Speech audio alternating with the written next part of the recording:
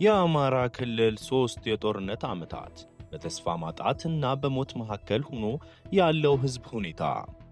በፌዴራሉ ሰራዊትና በትግራይ ኃይሎች መካከል ግጭት መቀስቀሱ ተገለጸ። ተአምራዊ በተባለ ሕክምና ማህፀን ውስጥ ቀዶ ጥገና የተደረገለት ጽንስ። እነዚህንና የመሳሰሉ ከሀገር ውጭና ከሀገር ውስጥ የሚገኙ ሁኔታዎችን እነማን ምንና ምን እንዳደረጉ በመግለጽ የምናስተላልፍላችሁ ይሆናል። የዕለቱ ዋና ዜና። በተስፋ ማጣትና በሞት መካከል የአማራ ክልል 3 የጦርነት ተከታታይ ዓመታት። አስቴር ትባላለች። አስቴር ለመጨረሻ ጊዜ ባለቤቷን ያየችው ቅዳሜ ዕለት ለምሳ ሲወጣ ነበር። ሁሌም እንደሚያደርገው ምሳ በልቶ የ2 ዓመት ልጁንና እርሷን ተሰናብቶ ነበር የወጣው። ይህችን ቀን አስቴር መቼም አትረሳትም። ተራ ቅዳሜ አልነበረችም። አስቴር ከልጇ ፊት ዞር አለች።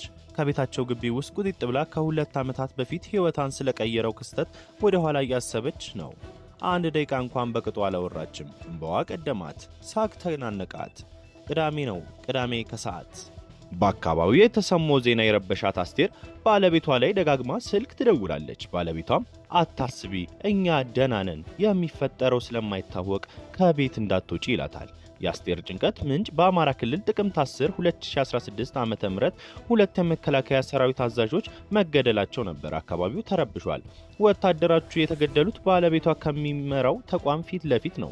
እናንተ ናችሁ ለጽንፈኛው ለፋኖ ኃይሎች ጠቁማችሁ ያስገደሏቸው በሚል የመንግስት የጸጥታ ኃይሎች የ36 ዓመቱን የአስቴርን ባለቤት ጨምሮ የህንፃውን ባለቤትና የተቋሙን የጥበቃ ሰራተኛ ካምፕ ወዳደረጉት የግብርና ምርት ተቋም እንደወሰዷቸው እማኞች ለቢቢሲ ተናግረዋል። በህይወት የተመለሰው ግን አንድ ሰው ብቻ ነው። ከዚህ በኋላ የሆነውን አላውቅም ትላለች አስቴር በደመነፍስ ሆና አስክሬን መቀበሏን ስታስረዳ። እስከ 12 ሰዓት ድረስ ጠበቅኩ። ከዚያም የጥይት ድምፅ ሰማሁ። ደነገጥኩ። ይገለቷል ብዬ ግን አልጠበቅኩም ነበር። ከሰው የሚደርስ አልነበረም። ባሌ ስለሆነ ብቻ አይደለም፣ እርሱ ለባዳም ለዘመድም ሩህሩህ ነው። ከራሱ በላይ ሰውን ያስቀድማል ትላለች አስቴር ድምጿ በሐዘን እየተቆራረጠ። ከተወሰደ ከሰዓታት በኋላ የአስቴር ባለቤት በጥይት ተመቶ አስክሬኑ መንገድ ላይ ወድቆ ተገኝቷል። ልጃቸው ገና 2 ዓመቷ ነበር። ከአስቴር ባለቤት ጋር ተወስደው ከተገደሉትና አስክሬናቸው ከከተማ ውጭ ከካምፓሱ አቅራቢያ የተገኙት የጥበቃ ሰራተኞች አቶ አበበ የቀድሞ የመከላከያ ሰራዊት አባልና የ3 ልጆች አባት ነበሩ። አንደኛውን ልጃቸውን ግን ለመሳም አልበቁም። እርሳቸው ሲገደሉ ባለቤታቸው የ8 ወር ነፍሰ ጡርም ነበሩ። 3 ዓመታትን ደፍኖ 4ኛ ዓመቱን አንድ ብሎ መቁጠር በጀመረው የአማራ ክልል ጦርነት እንደ አስቴር ባለቤት እና አበበ ከፍርድ ውጭ ግድያዎችን ጨምሮ ንጹሃን ገፈቱን እየቀመሱ ነው። ከወራት አለመረጋጋት በኋላ ሐምሌ 28 2015 ዓ.ም በፋኖ ኃይሎችና በመንግስት መካከል ዳግም የፈነዳው የትጥቅ ግጭት ሚሊዮኖች ላይ ዳፋውን ማሳረፉን የትጥቅ ግጭቶችን የሚዘግበው አክስሌድ መረጃ ጠቅሟል። የአክስሌድ ትንተና መሰረት ከጥር እስከ ሐምሌ 2018 ዓ.ም ድረስ ባለፈው ጊዜ ከ8 ሚሊዮን በላይ ሰዎች ለግጭት ተጋልጠዋል ብሏል። ግጭቱ ሁሉንም የክልሉን አካባቢዎች ቢያዳርስም ምዕራብ ጎጃም፣ ሰሜን ወሎና ሰሜን ሸዋ በስፋት የሰራጨባቸው አካባቢዎች ናቸው ተብሏል። እንደ አክሌድ መረጃ ስሜ አይጠቀስ ያሉ የህግና ፖለቲካ ጉዳይ ተንታኝ የአማራ ክልልን የ3 ዓመት ጦርነት አውድ ሁሉንም ወገኖች እያወደመ ያለ ጦርነት ሲሉ አስከፊነቱን ይገልጹታል። ሁሉም ተፋላሚ ኃይሎች ከባድ የሰብአዊ መብት ጥሰቶችን በፈጸም ቢከሰሱም የመንግስት ኃይሎች በአማራ ክልል ውስጥ ለሚፈጽሙት አብዛኛው የሰብአዊ መብት ጥሰቶች ተጠያቂ ናቸው ተብለዋል።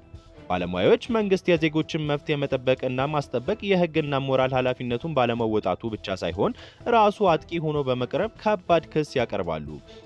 ክልሉ ከ3 ዓመታት በላይ ህጋዊ ያልሆነ የአስቸኳይ ጊዜ አዋጅ ስር የሚገኝ ሲሆን የመብት ገደቦች አሁንም እንደቀጠሉ ናቸው።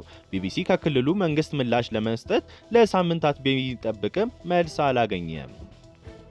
አብዛኞቹ ንጹሃንን ኢላማ ያደረገ ጥቃቶች በሁሉም ተፋላሚ ወገኖች መካከል ውጊያ ከተደረገ በኋላ የሚፈጸሙ ሲሆን ኢላማቸውን በሳቱ ከባድ መሳሪያ ጥቃቶች የተገደሉ ነዋሪዎች አያሌ ስለመሆናቸው ሪፖርቶች ያመለክታሉ።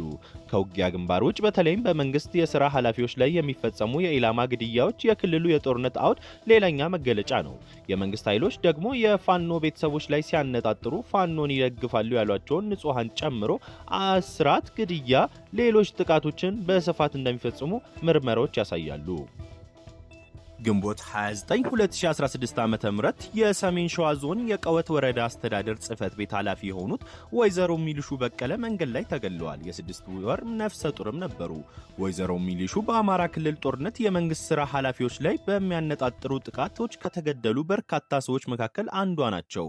ግጭቱ ከተቀሰቀሰ ወዲህ ወይዘሮ ሚሊሹን ጨምሮ የአካባቢው አመራሮች በታጣቂዎች የሚደርስ ጥቃትን ሽሽት ቤታቸውን ጥለው ጥብቅ ጥበቃም በሚደረግበት የአስተዳደር ቢሮ እንደሚያሩ ቤተሰቦቻቸው ለቢቢሲ ተናግረዋል። ለ15 ዓመታት ያህል በጤና ባለሙያነት ያገለገሉት ወይዘሮ ሚሊሹ ለአዳር ወደር አስተዳደር ቢሮ እየተጓዙ እያለ ሰርገው በገቡና ፋኖ ናቸው በተባሉ ሁለት ታጣቂዎች መንገድ ላይ እንደተገደሉ ባለቤታቸው ለቢቢሲ አረጋግጠዋል።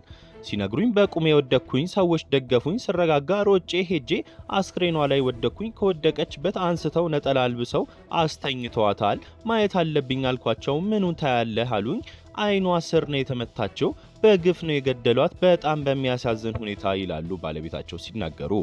በኢትዮጵያ በተለይም በትግራይና በኦሮሚያ ክልሎች ከገዢው ብልጽግና ፓርቲ ጋር ግንኙነት ያላቸው የአካባቢው አስተዳደሮች የጥቃት ኢላማ እንደሚሆኑ ኤክሌድ በሪፖርቱ ይገልጻል። ይህ ስጋት አዝማሚያ ከ2015 አጋማሽ ወዲህ በአማራ ክልል መስፋፋቱን የሚጠቁመው ድርጅቱ የአካባቢው አስተዳዳሪዎች ጥቃት የፖለቲካ ግብን ለማሳካት ጥቅም ላይ እየዋለ ነው ብለዋል። የአካባቢ ባለስልጣናት ለታጣቂ ቡድኖች ተቃራኒ ፍላጎቶችን ይወክላሉ፣ ስለዚህም የአመጹን ከፍተኛ ዳፋ ተሸክመዋል ይላሉ። የፋኖ ኃይሎች የወረዳ አስተዳዳሪዎች፣ የካቢኔ አባላትና የብልጽግና ጽሕፈት ቤት እንዲሁም የጸጥታ ኃላፊዎች ላይ የሚነጣጠሩም ይመታናል ብለዋል። ደቡብ ጎንደር ዞን ከሌሎች የክልሉ አካባቢዎች የባሰ በሚመስል ሁኔታ በርካታ የወረዳ አስተዳዳሪዎችና የሥራ ኃላፊዎች ተገድለዋል። አንድ የአካባቢው የመንግስት ምንጭ በስብሰባዎች ላይ ፋኖን የሚያንቋሽሽ አስተያየት የሚሰጡ የመንግስት የሥራ ኃላፊዎች ኢላማ እንደሚሆኑ ጠቁመዋል። መረጃ አላቸው ሰዎችን ይመርጡና እናንተን አንለቃችሁም እንዲህ እናደርጋለን ብለው ዛቻ ይልኩላቸዋል። ምቹ ሁኔታ ካገኙም አይምሯቸውም ሲሉ ኃላፊዎች እንዴት ኢላማ እንደሚደረጉ ገልጸዋል። በዞኑ እርሳቸው የሚያውቃቸው ከ10 በላይ የመንግስት ሥራ ኃላፊዎች እንደተገደሉ ጠቅሰዋል። የብዙዎቹ አመራር ልጆች ወላጅ አልባ የሆኑ ነው፣ ያለው አደጋ ከባድ ነው ይላሉ። የመንግስት የሥራ ኃላፊዎች ላይ ያለው ስጋት ስራቸውን በርቀትና ደህንነት ባለባቸው አካባቢዎች ሆነው እንዲሰሩ አስገድዳቸዋል። ስጋቱ ኃላፊዎች ያለ እጀባ እንዳይንቀሳቀሱ ከማድረጉም ባሻገር በተለይ የወረዳ ኃላፊዎች ኑሯቸውን የጦር ካምፕ ውስጥ እንዲያደርጉ ማስገደዱን አመልክተዋል። ማንኛቸውም አመራር ያለ እጀባ ከእያንዳንዱ ከተማ አስተዳደር እና ወረዳ ወጥቶ ወደ ሌላ ቦታ መሄድ አይችሉም። የደቡብ ጎንደር ዞን ፖሊስ ዋና አዛዥ ኮማንደር ንጉስ ታመነ የአመራሮች ግድያ በተለይ 2016 እና 2017 የከፋ ነበር ብለዋል። ይሁን እንጂ ኮማንደሩ በዞኑ አብዛኞቹ የመንግስት የሥራ ኃላፊዎች በውጊያ እንደተገደሉ ገልጸዋል። የሲቪል መሪዎች በውጊያ በቀጥታ እንደሚሳተፉ የፖሊስ አዛዡ ተናግረዋል። ራሳቸውን ለመከላከል መሳሪያ ታጥቀው ነው የሚንቀሳቀሱትም ሲሉ ያብራራሉ። ከተማረኩ በኋላ የሚገደለው ግን ብዙ ነው ሲሉም በአካባቢያቸው ነባራዊ ሁኔታ ገልጸው የአመራር ቤተሰቦች የጦር ዶሮ እንደሚሆኑ ጠቁመዋል። የፋኖ ኃይሎች ከዚህ ቀደም ለቢቢሲ የመንግስት የሥራ ኃላፊዎች መሳሪያ ከያዘው ወታደር ለይተን አናያቸውም በማለት የውጊያ አካላት እንደሆኑ ተናግረዋል። የመንግስት የጸጥታ ኃይሎች ደግሞ የፋኖ አባላት ቤተሰቦች እና ፋኖን ይደግፋሉ የሚሏቸው ንጹሃን ላይ ወከባ፣ ዛቻ፣ እስር፣ ንብረት ማገድ፣ ግድያ እንዲሁም ሌሎች ጥቃቶች እንደሚፈጸሙ የሰብአዊ መብት ሪፖርቶች ያመለክታሉ።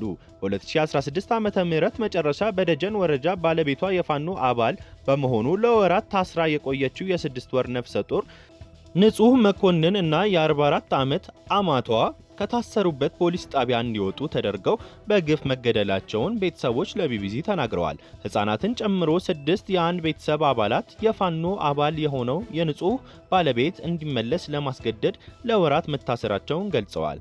ከእስርና ድብደባ አልፈው ጭራሽ በመንግስት ደረጃ ተይዘው ይገደላሉ የሚል ጥርጣሬ አልነበረንም ብለዋል የቤተሰቡ አባላት። የዓይን እማኞች ንጹህና አማቷ ጨምሮ ሌሎች ታስረው የነበሩ ሰዎች ግድያ የበቀል ብለው መግለጻቸውን አንድ የሰብአዊ መብት መርማሪ ለቢቢሲ ጠቁመዋል። ግድያ የተፈጸመው በመንግስት ጸጥታ ኃይሎች ላይ የፋኖ ኃይሎች ጥቃት ከፈጸሙ በኋላ ነው። የሰብአዊ መብት ባለሙያዎች ንጹሃን በግጭት ምንም ተሳትፎ ሳይኖራቸው በቤተሰቦቻቸው እንቅስቃሴ ምክንያት ብቻ የበቀል ጥማት ኢላማ እንደሚሆኑ ይገልጻል። እንደዚህ አይነት የንጹሃን ጥቃቶች ተነጥለው የሚታዩ ሳይሆን የክልሉን ነባራዊ ሁኔታ የሚያንጸባርቅ ሰፊ የጥቃት አዝማሚያ አካል መሆናቸውን ሪፖርቶች ይጠቁማሉ። ይህም በውጊያ ወቅት ከሚገደሉ ሰላማዊ ሰዎች በዘለለ ንጹሃን ላይ ሆን ተብሎ የሚፈጸም ጥቃት ነው ተብሏል። ሞት፣ ግድያ፣ እንቅስቃሴ ቀባና ገደቦች እንደ እገታ ያሉ ጦርነት የወለዳቸው ወንጀሎች፣ ስደት፣ ተስፋ ማጣት፣ የኑሮ ጫና የአማራ ክልል መደበኛ ህይወት ከሆኑ ዓመታት አልፈዋል። የህግና ፖለቲካ ተንታኙ በአማራ ክልል ከ3 ዓመታት በፊት ለፈነዳው ግጭት ስር መሰረት የሆኑ ጉዳዮች ታማኝና አካታች በሆነ ድርድር የማይፈቱ ከሆነ ጦርነቱ እንደሚቀጥል አመልክተዋል።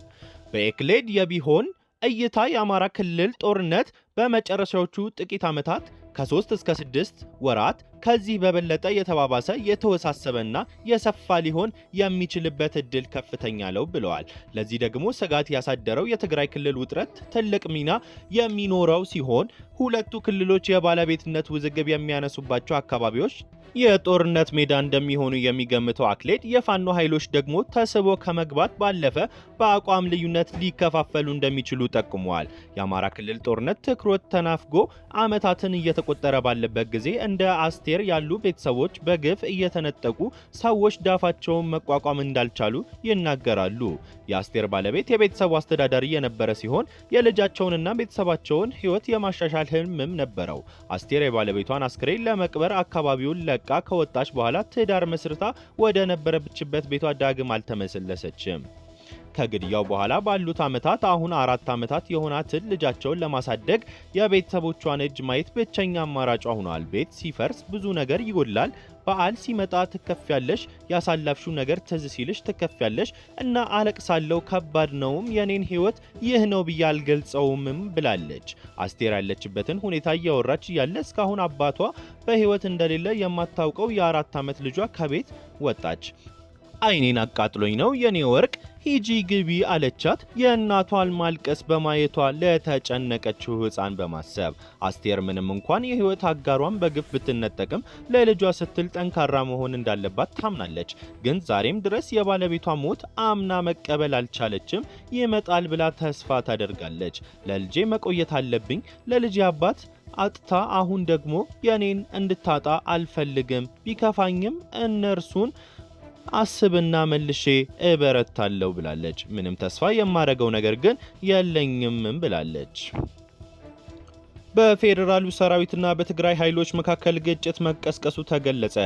ከሱዳን ጋር በሚዋሰነው የሰሜናዊ ምዕራብ ኢትዮጵያ ክፍል ውስጥ በሚገኝ አካባቢ በፌዴራሉ መንግስት ሰራዊትና በትግራይ ኃይሎች መካከል ዛሬ ማለዳ ላይ ግጭት መቀስቀሱ የተለያዩ ምንጮች አመለከቱ። አዲስ የተቀሰቀሰውን ግጭት በመጀመር በህወሓት የሚመራው የትግራይ ክልል አስተዳደር እና የፌዴራል መንግስቱ ከፍተኛ ባለስልጣን አንዳቸው ሌላቸውን ከሰዋል። በፌዴራል መንግስቱ የተቋቋመውን የትግራይ ጊዜያዊ አስተዳደር አፍርሶ የተቆጣጠረው ህዝባዊ ወያኔ ሓርነት ትግራይ ቅዳሜ ሐምሌ 25 2018 ዓ.ም ባወጣው መግለጫ የኢትዮጵያ መከላከያ በምዕራብ ትግራይ ሸረሪና በሚባል ስፍራ ላይ በግልጽ ጦርነት ከፍቷል ሲል ወንጅኗል።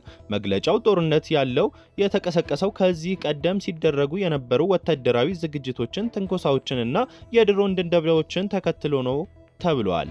እስካሁን ከፌዴራል መንግስቱ በኩል ስለ ክስተቱ በይፋ የተገለጸ ነገር የለም። ቢቢሲ ከመንግስት ኮሚኒኬሽን ጉዳዮች ሚኒስቴር እንዲሁም ከመከላከያ ሚኒስቴር የህዝብ ግንኙነት ማብራሪያ ለመጠየቅ በስልክና በአጭር የጽሑፍ መልእክት ያደረገው ጥረትም ምላሽ አላገኘም። ነገር ግን የፌዴራል መንግስቱ ከፍተኛ ባለስልጣን የሆኑት የመስኖና ቆላማ አካባቢዎች ሚኒስቴር አብርሃም በላይ በፌዴራል ሰራዊትና በህወሓት ኃይሎች መካከል ግጭት መቀስቀሱን ገልጸዋል።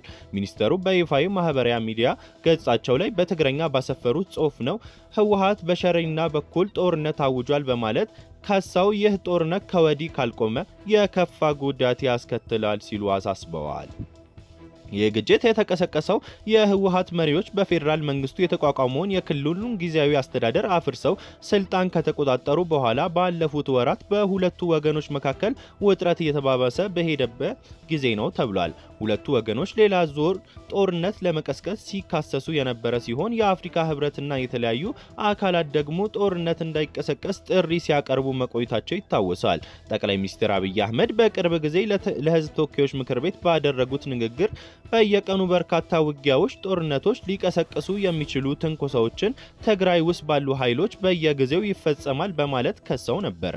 ይህም በበኩሉ የፌዴራሉ መንግስት ከትግራይ ላይ ሌላ ዙር ጦርነት ለመክፈት ሰራዊቱን እያሰማራ መሆኑን በመጥቀስ ሲከሱ ነበረ። ባለፉት ወራት በፌዴራል መንግስቱና በህወሓት መካከል የተባባሰ በመጣው ውዝግብ ምክንያት ጦርነት ሊቀሰቀስ የሚችል ስጋት እንዳለ በርካቶች ዘንድ ሲያስተጋባ ቆይቷል። በ2013 ዓ.ም ተቀስቅሶ ለ2 ዓመታት የተካሄደው የእርስ በርስ ጦርነት በመቶ ሺዎች የሚቆጠሩ ሰዎች ህይወት እንደጠፋበት የአፍሪካ ህብረት ልዑክ ገልጾ ነበር።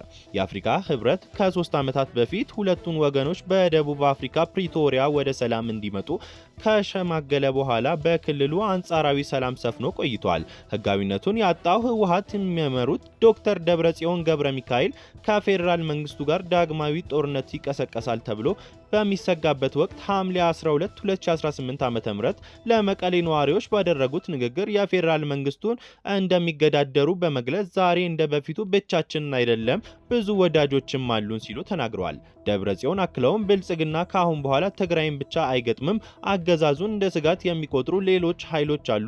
ምንም እንኳን በራሳችን ብንተማመንም ይህንን ስርዓት ለማስወገድ የሚያስፈልጉ አጋሮች አሉን ማለታቸውም ሰምቷል። ሊቀመንበሩ አጋር ሲሉ የጠሯቸው አካላት ከሀገር ውስጥ ወይም ከሀገር ውጭ በይፋ የተጠቀሱት ነገር አለመኖሩን ይታያል።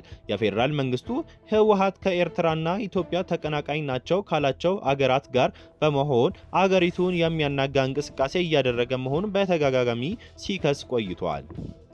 ህወሓት ባለፉት ወራት በትግራይ ውስጥ የግዳጅ ወታደራዊ ምልመላ በማድረግ ዝግጅት እያደረገ መሆኑ በስፋት ሲዘገብ የነበረ ሲሆን በርካታ ወጣቶች ከምልመላው ለማምለጥ ከክልሉ እየወጡ መሆናቸው ተነግሯል።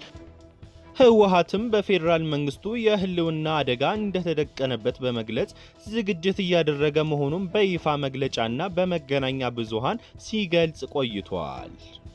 አሁን ደግሞ ከሀገር ውጭ ያገኘናቸው ሰበር ዜናዎች እንተሸጋገራለን። ኢራን ከአሜሪካ ጋር እየተነጋገርኩኝ አይደለም አለች። ኢራን ሰኞ ዕለት ከአሜሪካ ጋር ምንም አይነት ንግግር እያካሄደች አለመሆኗን ገልጻ ከኦማን ጋር በሆርሙዝ ወሽመጥ ደህንነቱ የተጠበቀ ጉዞ እንዲደረግ የሚያስችል ጊዜያዊ የባህር መጓጓዣ መስመር ለመመስረት እየሰራው ነው አለች። የኢራን ውጭ ጉዳይ ሚኒስቴር ቃል አቀባይ እስማኤል ባጋይ ለጋዜጠኞች በሰጡት መግለጫ ቴሄራን ከሙስካት ጋር የምታደርገው ንግግር ቁልፍ በሆነው የባህር መስመር ላይ ጊዜያዊ መርከቦችን መንቀሳቀሻ ለመመስረት ያለመ ነው ብለዋል። ከኢራን መንግስት ጋር ቅርበት ያለው ፋርስ የዜና ወኪል እንደዘገበው ባጋይ ከኦማን ጋር የምታደርገው የአሁኑ ውይይት በሆርሙዝ ባህር ወሽመጥ ውስጥ የመርከቦችን ደህንነት የተጠበቀ የማረጋገጥ ላይ ያተኮረ ነው ተብሏል። በሆርሙዝ ባህር ወሽመጥ ውስጥ የመርከብ ጉዞ ደህንነትን ለማረጋገጥ እንዲቻል ከኦማን ጋር በመተባበር በተቻለ ፍጥነት ጊዜያዊ መተላለፊያ መስመር ለመዘርጋት እየሰራን ነው ሲሉም አክለዋል። ባጋይ በቴሄራን እና በዋሽንግተን መካከል ንግግር እየተደረገ ነው የሚባሉ ዘገባዎችን ውድቅ በማድረግ ከዩናይትድ ስቴትስ ጋር ድርድር እያደረግን አይደለም ብለዋል። የአሜሪካ ፕሬዝዳንት ዶናልድ ጄ ትራምፕ ከኢራን ጋር ሰኞ ከሰዓት በኋላ ውይይት እንደሚጀመር ትላንት እሁድ ተናግረው ነበር። ትራምፕ በሆርሙዝ ጉዳይና የኢራንን ኒውክሌር ማስወገድ በተመለከተ በቅርቡ ስምምነት ላይ መድረስ እንደሚቻል ያላቸውን ተስፋ ገልጸዋል። ባጋይ አሜሪካ ጥቃቷን እና ክልከላዋን እስከቀጠለች ድረስ በሆርሙዝ ያለ ሁኔታ ላይ የሚለወጥ ነገር የለም ብለዋል። በሌላ ዘገባ ደግሞ ዩክሬን የሩሲያን ነዳጅ ማጣሪያና አየር ማረፊያ መምታቷን ስትገልጽ ሞስኮ 8 ሰዎች መገደላቸውን አስታወቀች። ዩክሬን ወደ ሩሲያ ግዛት ዘልቃ በመግባት በፈጸመቻቸው ጥቃቶች የአገሪቱን ዋነኛ የነዳጅ ማጣሪያና የሩሲያ ስትራቴጂካዊ አቪዬሽን የሚገኝበትን አየር ማረፊያ መምታቷን ገልጻለች። ከዩክሬን ድንበር 600 ኪሎ ሜትር ርቀት ላይ የሚገኙ የኤንግልስ አየር ማረፊያና የነዳጅ ማጣሪያ መመታታቸውን የዩክሬን ፕሬዝዳንት ዜሌንስኪ ተናግረዋል። እነዚህ መሰረተ ልማቶች የሩሲያን ጦርነት በገንዘብ ለመደገፍ እንደሚያገለግሉም ጠቅሰዋል። ፕሬዝዳንቱ ኤንግልስ አየር ማረፊያና ሳራቶቭ ነዳጅ ማጣሪያንም ስትራቴጂካዊ ተቋማት ሲሉ ገልጸዋል። ካሉጋ ግዛት ውስጥ የሚገኝ የነዳጅ ዴፖና በብሪያንስክ ያለ የድሮን ማስወንጨፊያም ስፍራ ጥቃት ተፈጽሞባቸዋል። ሩሲያ በበኩሏ የዩክሬን በፈጸመቻቸው ጥቃቶች 8 ሰዎች መገደላቸውንና እንዲሁም 635 ድሮኖችን መምታቷንና መጥለፏን አስታውቃለች። በተጨማሪም በሩሲያ ትልቁ የኦንላይን ችርቻሮ ንግድ ኩባንያ የሆነው ዋይልድ ቤርስ መጋዘን እንደተመታም ተገልጿል። በሌላ በኩል ሞስኮ በጥቁር ባህር የሚገኙ የዩክሬን ወደቦች እና 2 መርከቦች ላይ ጥቃት መፈጸሟን ተናግራለች። ዩክሬንም በሰሜን ምስራቅ ካርቪቭ ከተማ አቅራቢያ በሚገኝ የፖስታ ተርሚናል ላይ በፈጸመችው የሩሲያ ጥቃት 1 ሰው መገደሉን ገልጻለች። በሩሲያና ዩክሬን ጦርነት የሚገኙ ሰፊ የጦር ግንባሮች እንቅስቃሴ ሳይታይባቸው ባሉበት ቢሆኑም ሁለቱም ወገኖች በዋና ዋና ከተሞች በኢነርጂ መሰረተ ልማቶችና መጋዘኖች ላይ የሚፈጽሟቸውን ጥቃት አጠናክረዋል። ጦርነቱን ለመቋጨት በአሜሪካ የሚመራው የሽምግልና ሂደት እስካሁን ድረስ ውጤት አላመጣም። የዕለቱ ዜናዎች እነዚህን ይመስሉ ነበር። በሌላ ሰዓት በሌላ ዘገባ እስከምንገናኝ ሰላም ቆዩ። ፕሮግራሙን ያቀረብኩላችሁ እኔ ሚኪያስ እንየው ነኝ። ቻናላችን ትኩስ መረጃን ሰብስክራይብ፣ ላይክ፣ ሼር ማድረጋችሁን እንዳዘነጉ